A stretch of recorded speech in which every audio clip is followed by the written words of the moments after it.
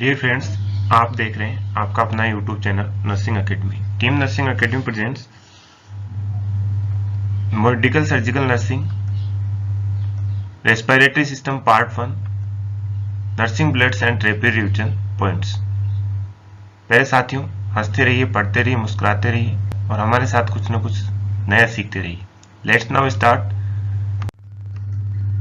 Pneumococcal और streptococcal pneumonia caused by Streptococcus pneumoniae is the most common cause of community acquired pneumonia.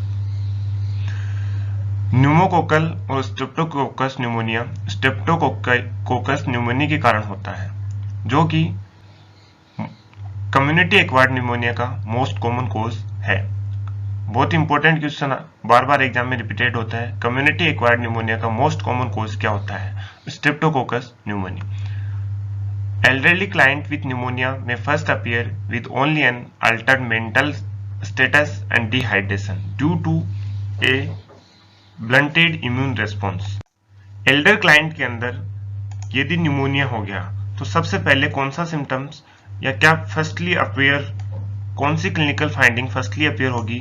That is altered mental status and dehydration due to blunted immune response. Blunted का मतलब होता है कमजोर होना, week होना, क्योंकि उस एल्डर पेशेंट या बूढ़े लोगों के अंदर उसका इम्यून रेस्पॉन्स बहुत वीक हो जाता है।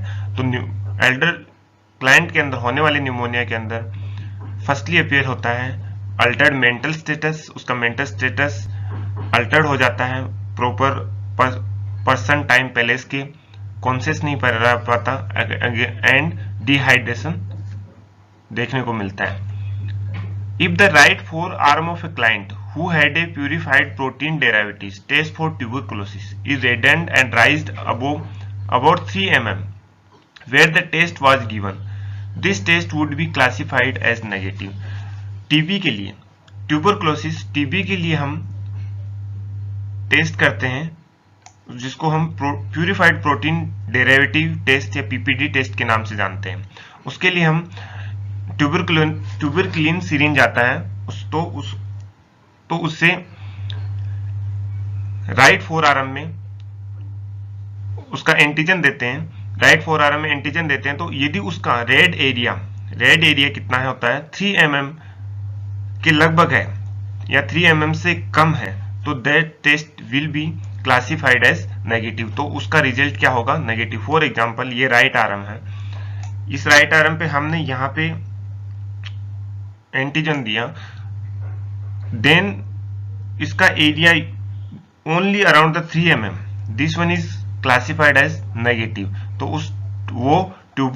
उसके अंदर टीबी प्रेजेंट नहीं है, टीबी क्या होगा? नेगेटिव होगा। Next, if the site of purified protein derivative test is reddened and raised 10 mm or more, it is considered positive according to Center for Disease Control and Prevention. यदि वो area कितना जो जहाँ पे antigen दिया है वो एरिया जो टेस्ट का purified protein derivatives tuberculosis syringe से इंजेक्शन लगाया है उसका एरिया 10 mm से ज्यादा हो गया, कहाँ पे देते हैं? कौन से आर्म पे देते हैं? राइट फोर आर्म पे देते हैं। यदि वो 10 mm है और 10 mm से ज्यादा है तो this one is consider as positive. तो वो क्लाइंट टीबी के लिए पॉजिटिव है, मतलब उसके अंदर टीबी माइक्रोबैक्टीरियम ट्यूबरकुलाई बैक्टीरिया प्रेजेंट है।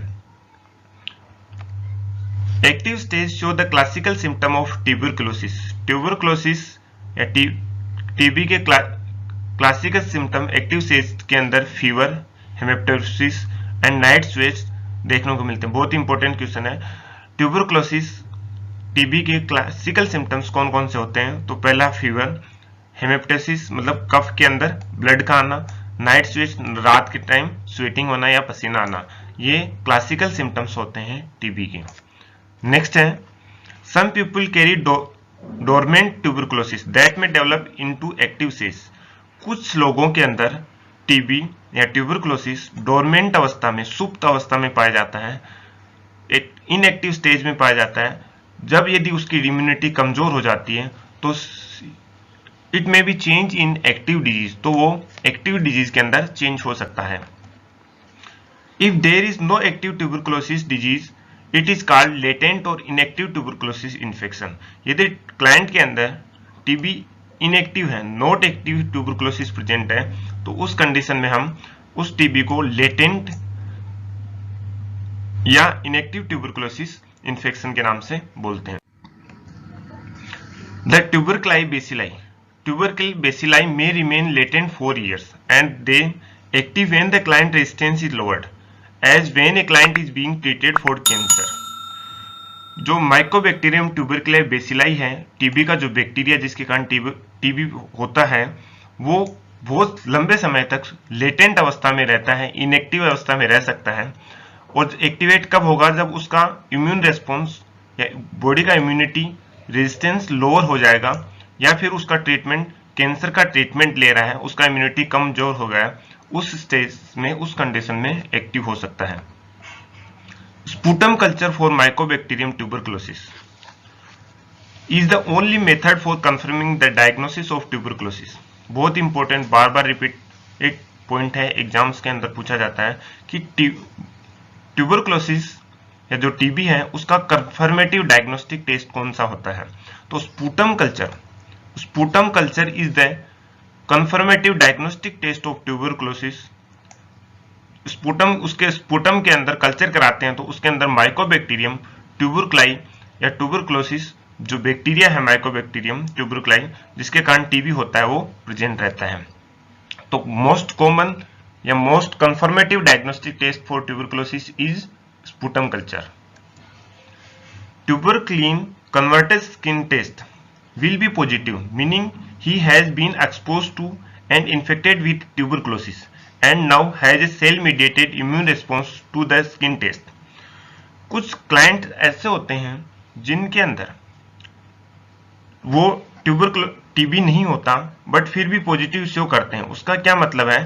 Tuberculin converted skin test positive show करते हैं, that means These clients are exposed or infected in past history, मतलब उनको कभी ना कभी तो टीबी हुआ है या फिर वो ट्यूबरकुलोसिस वाले क्लाइंट्स के साथ एक्सपोज हुए हैं, तो उसका जो इम्यूनिटी है वो cell mediated immune response show करेगा। उसका स्किन टेस्ट जो बैक्टीरिया है उसके against cell mediated immune response show करता है और वो टेस्ट पॉजिटिव शो करता है, but that client have not have the tuberculosis.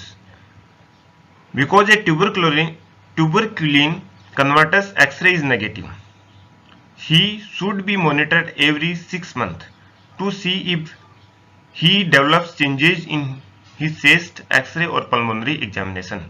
उसका ट्यूबरकुलिन कन्वर्टर्स एक्सरे नेगेटिव है उस कंडीशन में, और tuberculin converters skin test positive है, तो उस कंडीशन में उसको बार बार हर 6 महीने से उसका एक्सरे करवाना है।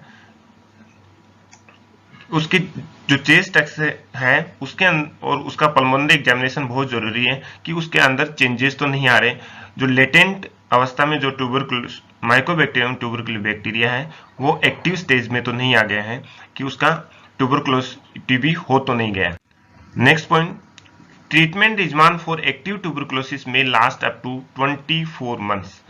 अलग अलग कंडीशंस के अंदर अलग अलग डिफरेंट ट्रीटमेंट प्रोटोकॉल होता है टीबी के लिए। यदि एक्टिव टीबी प्रेजेंट है तो उसका ट्रीटमेंट 24 महीने 24 मंथ्स के लिए उसका ट्रीटमेंट चलता है, या treatment protocol should be follow 24 months for active stage of tuberculosis. TB की एक्टिव स्टेज के लिए ट्रीटमेंट 24 महीने तक चलेगा। It is essential that the client comply with therapy for active tuberculosis during the time prescribed to prevent development of resistance। 24 महीने का ये जो ट्रीटमेंट रिजमान है, ट्रीटमेंट प्रोटोकॉल है, क्लाइंट टू क्लाइंट वेरी करता है। किसी का 6 मंथ भी चलता है, किसी का 24 मंथ तक भी चलता है। उस कंडीशन में, उस ट्रीटमेंट के time, it is essential that client comply. ये बहुत जरूरी होता है कि जो क्लाइंट ट्रीटमेंट ले रहा है उसका प्रॉपर ट्रीटमेंट फॉलो करे। प्रॉपर ट्रीटमेंट थेरेपी जितने दिन तक उसको बोला जाता है उतने दिन तक वो मेडिकेशन ले। With therapy for active tuberculosis during the time prescribe, जितना टाइम उसको प्रिस्क्राइब किया गया है, बोला गया है। क्यों? क्योंकि यदि वो ट्रीटमेंट नहीं लेता है, प्रॉपर फॉलो नहीं करता है, तो जो बैक्टीरिया है वो रेजिस्टेंस हो जाता है, तो उसके अगेंस्ट वो जो टीबी का जैसे स्ट्रेप्टोमाइसिन, एथाम्ब्यूटेनॉल जो ट्रीटमेंट देते हैं वो काम करना बंद कर देती है, तो उससे हमें हायर डोज या फिर second line first line of drugs treatment change करना पड़ता है। इसलिए उस सबसे जरूरी है कि जो ट्रीटमेंट प्रोटोकॉल है वो प्रॉपर फॉलो करे, प्रॉपर मेडिकेशन ले, प्रॉपर डाइट चार्ट फॉलो करें। Client with active tuberculosis is highly contagious until 3 consecutive sputum culture are negative। Client active tuberculosis का क्लाइंट है जिसके अंदर टीबी प्रेजेंट है, वो तब तक कंटेजियस होगा, तब तक टीबी फैला सकता है जब तक कि उसका स्पुटम कल्चर 3 बार नेगेटिव नहीं आ जाता। Inspiratory and expiratory wheezes are the typical finding in asthma. Asthma का typical symptom, typical finding, typical clinical finding क्या होता है? इंस्पायरेटरी और expiratory wheezing sound, wheezing sound या only on in asthma, present only in asthma. Wheezing sound सांस लेने और सांस छोड़ने के दौरान एक सीटी जैसी आवाज आती है, वो केवल अस्थमा में प्रेजेंट रहती है, उसे हम क्या बोलते हैं? Wheezing sound. अस्थमा का टिपिकल साइन, टिपिकल फाइंडिंग क्या है? Inspiratory and expiratory wheezing sound. Next point, non allergic asthma does not have any and easily identify allergens and can be triggered by the common cold. Non allergic asthma के अंदर easily identify allergen present नहीं रहते हैं और वो common cold, जिसे हम जुकाम बोलते हैं, कॉमन कोल्ड के द्वारा ट्रिगर हो जाते हैं। ट्रिगर का मतलब होता है बढ़ना, तो अस्थमा बढ़ जाता है कि कौन से टाइप के अस्थमा के अंदर? नॉन एलर्जिक अस्थमा के अंदर। Client with acute asthma showing inspiratory and expiratory wheezes and a decreased forced expiratory volume should be treated with bronchodilator।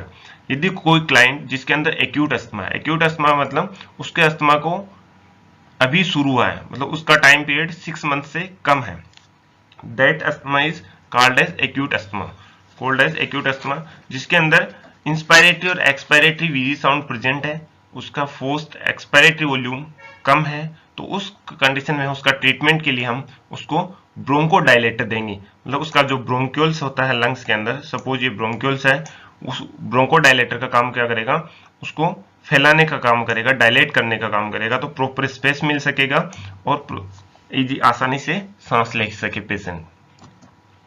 Client with chronic obstructive bronchitis, COPD के नाम से भी जानते हैं, chronic obstructive pulmonary disease, appear bloated, they have large barrel chest and peripheral edema, cyanotic nail beds and at time circumaural cyanosis। COPD के client के अंदर जो कि क्लाइंट COPD का क्लाइंट जो ब्लंटेड, जो ब्लोटेड है, जिसका चेस्ट ब्लोटेड है, बैरल चेस्ट है, large barrel chest, barrel chest, barrel का मतलब होता है नली के समान, उसका चेस्ट नली के जैसा दिखाई देता है, बैरल नली के समान। ब्लोटेड का मतलब होता है फूला हुआ। Barrel chest, peripheral oedema, cyanotic nail beds and at time circumoral cyanosis. तो COPD के अंदर चेस्ट फूला हुआ होता है, ब्लोटेड होता है, चेस्ट बैरल शेप चेस्ट होता है, नाली के समान, peripheral oedema, cyanotic nail birds होते हैं, एंड नाखून का लास्ट का हिस्सा वो साइनोटिक या ब्लूएस होता है, उसका कलर नीला हो जाता है। सर्क्यूमेरल साइनोसिस का मतलब होता है जो लिप्स होते हैं, होठ होते हैं, उनके चारों तरफ का एरिया ब्लूएस हो जाता है, उसे हम सर्क्यूमेरल साइनोसिस बोलते हैं।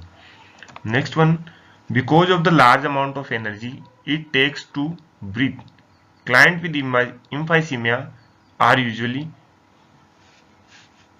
एम्फाइसीमिया के अंदर सांस लेने के लिए एनर्जी ज्यादा, लार्ज अमाउंट ऑफ एनर्जी की यूज पड़ती है, जिसके कारण क्लाइंट, जो क्लाइंट होता है एम्फाइसीमिया का, वो कैटेक्टिक हो जाता है, कैटेक्टिक हो जाता है मतलब थका हुआ या टायर्ड कंडीशन में लगता है। कैटेक्टिक मीन्स है टायर्ड या थका हुआ। Next point, in emphysema the wall integrity of individual air sac is damaged. Emphysema के अंदर एयर सेक्स जिसे हम एल्विलाई बोलते हैं उनकी वोल इंटीग्रिटी डैमेज हो जाती है, reducing the surface area available for gas exchange. जो लंग्स के अंदर एल्विलाई जो एयर एक्सचेंज की यूनिट्स होती हैं उसका सरफेस एरिया डैमेज और कम हो जाता है। The client with emphysema should receive only 1 to 3 litre per minute of oxygen if needed or he may lose the hypoxic drive. Emphysema के क्लाइंट को ऑक्सीजन हम देते हैं तो उसका अमाउंट 1 से 3 लीटर पर मिनट के हिसाब से ऑक्सीजन होनी चाहिए। If needed he may lose the hypoxic drive, यदि आवश्यकता होती है तो उसका, यदि ज्यादा देंगे तो हाइपोक्सिक ड्राइव मतलब उसको ऑक्सीजन की आवश्यकता है वो लॉस हो जाएगी, उसका जो हाइपोक्सिक ड्राइव जो मेंटेन करता है ब्रेन वो कम हो जाएगा। तो उस एम्फाइसीमिया क्लाइंट को ऑक्सीजन कितना देंगे 1 से 3 litre per minute. Atelectasis develop when their interference with the normal negative pressure that promote lung expansion. Atelectasis is the collapse, partial or complete collapse of lungs. Lungs का पिचकना, एटेलेक्टेसिस का मतलब होता है जो फेफड़े होते हैं उनका पिचकना, या तो कंप्लीट हो सकते हैं या पार्शियल हो सकते हैं। कैसे डेवलप होगा? Develop when there is interference with the normal negative pressure. तो लंग्स के अंदर नॉर्मल नेगेटिव प्रेशर होता है वो कम हो जाता है, एंड देन जो नेगेटिव प्रेशर का काम क्या है, लंग एक्सपेंशन को फैलने के लिए प्रमोट करता है। यदि वो कम हो गया तो शी इज डेवलप एटेलेक्टेसिस, मतलब लंग्स क्या हो जाएंगे, फेफड़े क्या हो जाएंगे, कोलेप्स हो जाएंगे, सिकुड़ जाएंगे। Atelectasis is the most common respiratory disorder to occur in the first 24 to 40 hours after surgery. Surgery के बाद होने वाला मोस्ट कॉमन रेस्पिरेटरी डिसऑर्डर कौन सा है? एटेलेक्टेसिस। बहुत ही इंपॉर्टेंट पॉइंट है। एटेलेक्टेसिस सर्जरी के बाद होने वाला most common respiratory disorder is atelectasis, जो कि सामान्यतः 24 से 48 घंटे बाद तक डेवलप है। Using an incentive spirometry require the client to take deep breath and promote lung expansion, which can reduce or prevent the incidence of atelectasis in post-operative client. post-operative client के अंदर atelectasis को रोकने के लिए सामान्य breathe और lungs के expansion को प्रमोट करने के लिए इंसेंटिव स्पायरोमीटर का यूज किया जाता है। इंसेंटिव स्पायरोमीटर एक टूल होता है जो कि लंग्स की एक्सरसाइज के लिए काम में लिया जाता है। जिसके अंदर क्लाइंट लिप्स को पकड़ के तेज सांस बाहर निकालता है और तेज सांस अंदर लेता है। सब इस टाइप का एक इंस्ट्रूमेंट होता है जिसके अंदर यहाँ एक बॉल होता है, इधर पाइप होता है जिसके अंदर लिप्स से पकड़ के इसको क्या करता है, तेज फूंक मारता है, जैसे नली में फूंक मारते हैं वैसे वो ऊपर जाता है। तो ये लंग्स की एक्सरसाइज के लिए यूज करता है, जो कि पोस्ट ऑपरेटिव क्लाइंट के अंदर मोस्ट इंपोर्टेंट काम होता है उसका। एटेलेक्टेसिस या लंग्स को कोलेप्स होने से बचाना, लंग्स एक्सपेंशन को बढ़ाना। Next one, upper airway includes nasopharynx, nose, oropharynx, mouth, laryngo oropharynx and larynx. Upper airway के अंदर कौन कौन से पार्ट होते हैं? नोज, मुंह, नोज को हम नेजोफेरिंक्स बोलते हैं, माउथ को ओरोफेरिंक्स बोलते हैं, नेजो और लेरिंगो दोनों को मिला के लेरिंगो ओरोफेरिंक्स बोलेंगे, एंड लेरिक्स। क्या, जैसे सपोज ये डायग्राम है अपर एयरवे का, ये है हेड, ये माउथ, ये नोज वाला पार्ट नेजोफेरिंक्स, माउथ वाला ओरोफेरिंक्स, नोज और फेरिंक्स इस पार्ट को मिला के बोलेंगे लेरिंगो ओरोफेरिंक्स, और दिस नीचे वाला part that is larynx. Function of upper airway, upper airway के क्या काम होते हैं? Warm, filter and humidified inhale air. जो हम ऑक्सीजन लेते हैं, सांस लेते हैं, जो एयर इनहेल करते हैं उसको वार्म करेगा, फिल्टर करेगा, ह्यूमिडिफाई करेगा। अपर एयरवे का क्या क्या फंक्शन है? वार्म करना, फिल्टर करना, ह्यूमिडिफाई करना जो इनहेल्ड एयर को। Lower airway begin with the trachea, windpipe, which extend from the coracoid cartilage of the carina.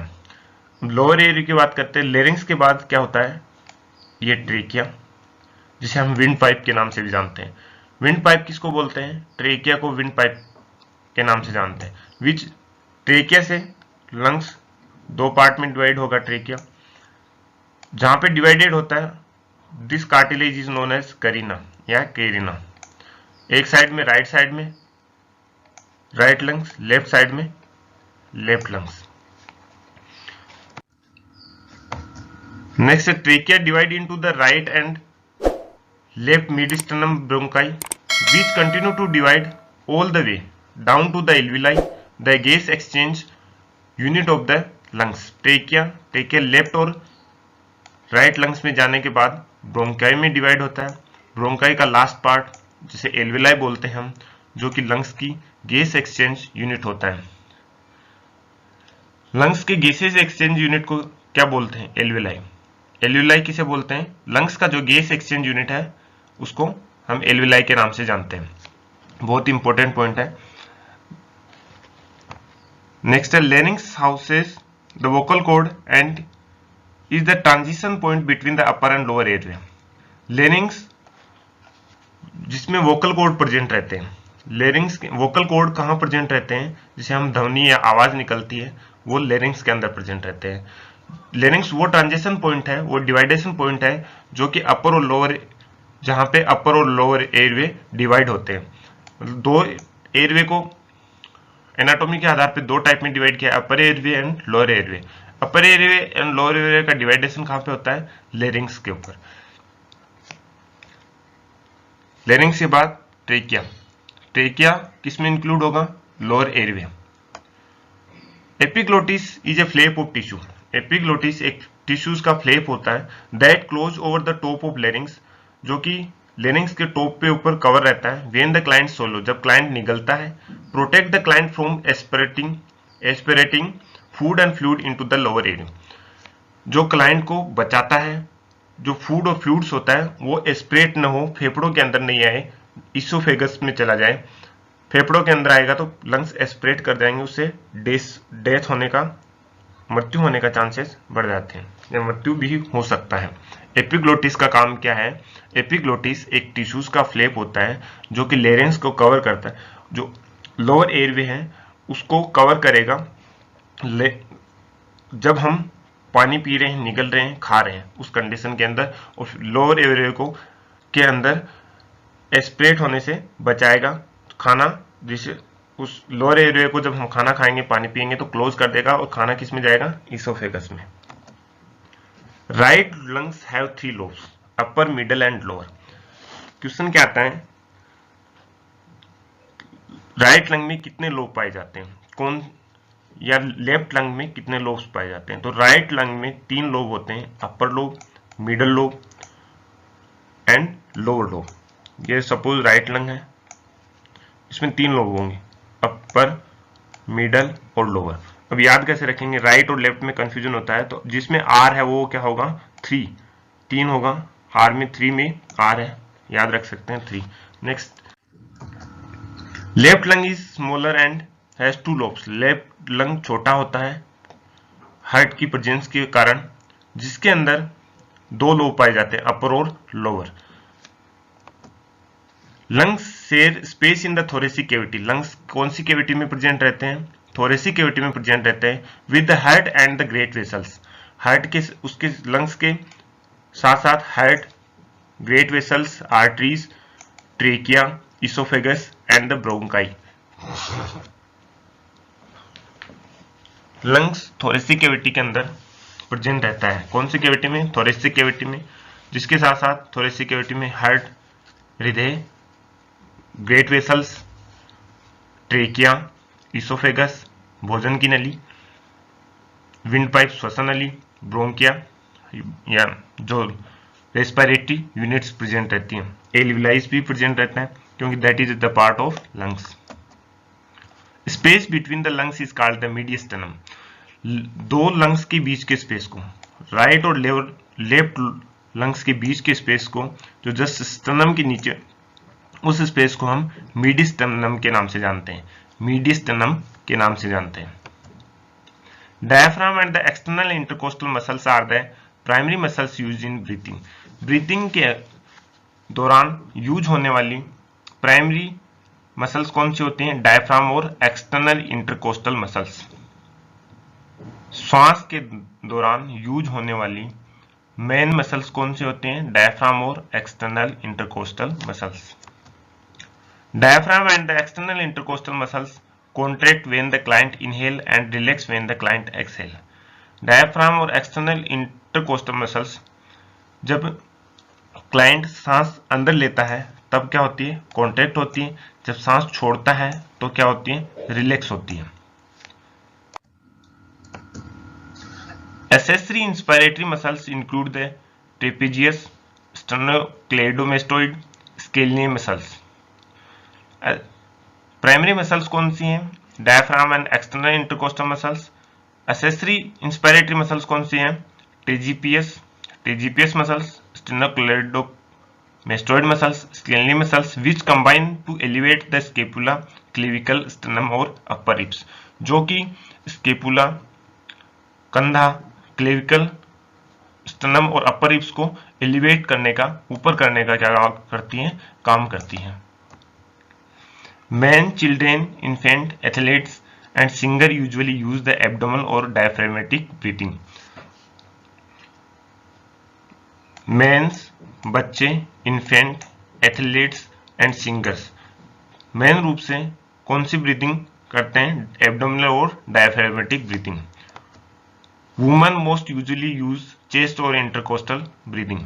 महिलाएं सामान्य रूप से चेस्ट और इंटरकोस्टल ब्रीदिंग यूज करती हैं। मीन्स महिलाएं सांस लेने के टाइम चेस्ट और इंटरकोस्टल